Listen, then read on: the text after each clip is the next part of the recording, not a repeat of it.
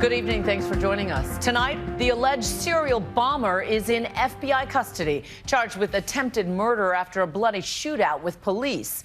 Investigators believe he coordinated 3 terror attacks using homemade bombs, and we're now learning more details about how this young man, a U.S. citizen born in Afghanistan, may have become radicalized. Was he a lone wolf?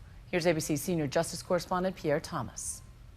It was mid-morning as surveillance cameras spot the New York region's most wanted man, Ahmad Khan Rahami.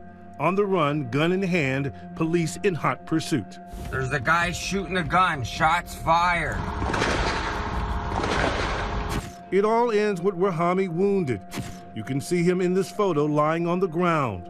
Officers also injured in the gun battle. 2 Linden police officers confronted Rahami. They did exchange gunfire. 1 officer was struck in the abdomen, but into his bulletproof vest.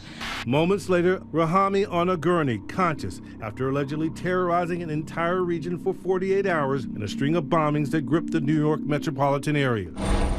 It all began at 9:30 on a sunny Saturday morning in Seaside Park, New Jersey. Runners gathering for a charity run for the Marines. Then an explosion ripping apart this garbage can. The runners saved because the race had been delayed. Shut down the run, get him out of the boardwalk.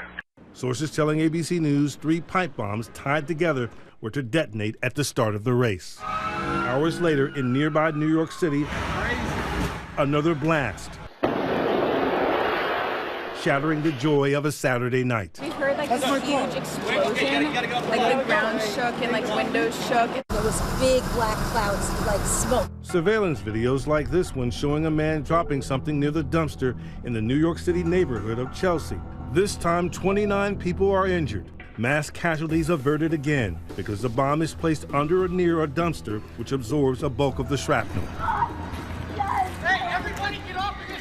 That dumpster is actually pretty strong, and the fact that it was able to contain the explosion, and then when the explosion did go, because the top is not as hard as the sides, it actually went up as opposed to out, where it could have hurt a lot more people, and it could have actually killed people in that area.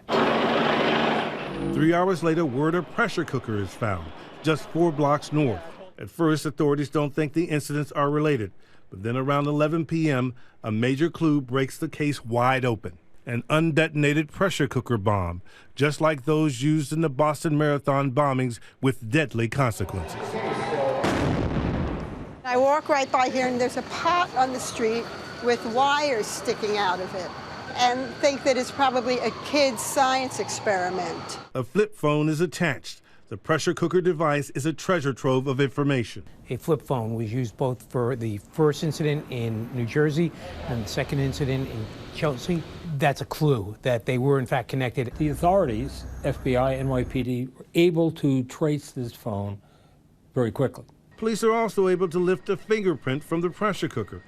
And the cell phone leads police to Rahami. A naturalized U.S. citizen born in Afghanistan, Rahami graduated from Edison High School in New Jersey in 2007, and according to a friend, was a young father.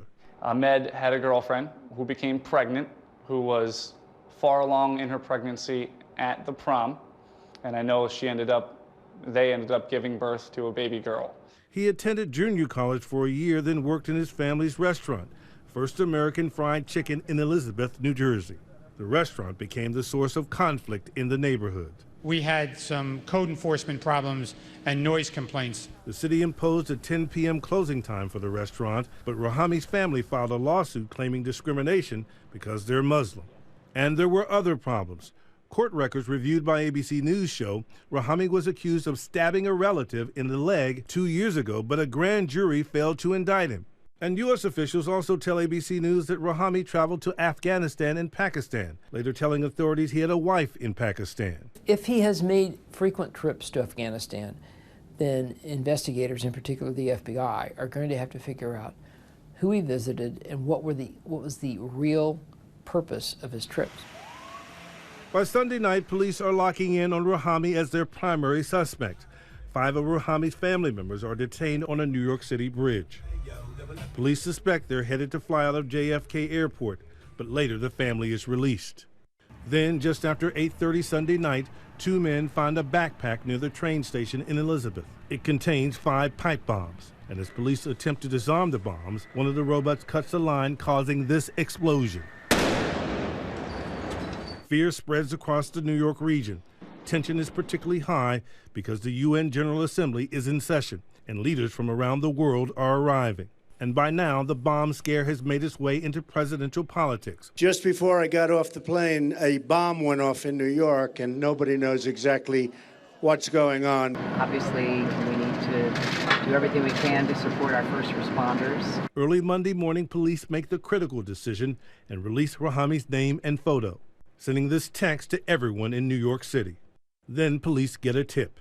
Approximately 10:30 this morning, the owner of a bar in Linden called about a suspicious person sleeping in the hallway of his establishment. It was the alert eyes of Linden, New Jersey bar owner Harry Baines who made the stunning discovery. I just spoke to him nicely, and it was my gut reaction. Something told you to call the police. Baines says after alerting police to Rahami's location, the confrontation began, ending in that hail of gunfire.